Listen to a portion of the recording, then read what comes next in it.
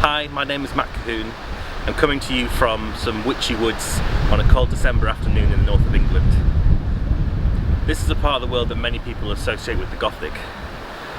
Just over there you can see the Manchester skyline, and there's a strong sense here even today that we're on the outskirts of a new world, caught between two times with the future happening over there as the past mutates the natural landscape into something very different, but just as unusual over here.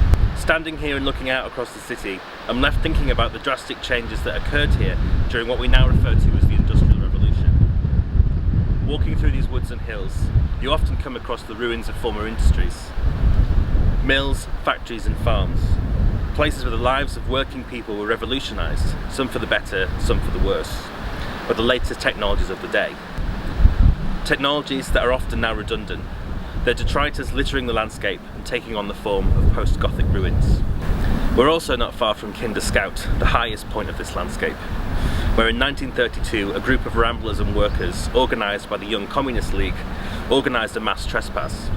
It was reported that hundreds of working people and families from the local area came together to willfully trespass on lands that had been privatised under the Enclosures Act, restricting access to the natural world for working people in a deplorable hangover from English feudalism, the echoes of which were still felt long after the apparent revolution of capitalism. I'm here for Christmas visiting family and friends, but I also think there's no better place to introduce my essay to you today.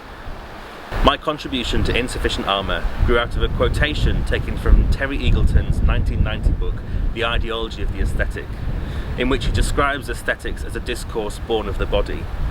That is to say that the entire history of all of our civilizational aesthetic sensibilities can be traced back to the beauty standards of what we think makes a good body. In the West we may think first of the muscular statues of ancient Greece.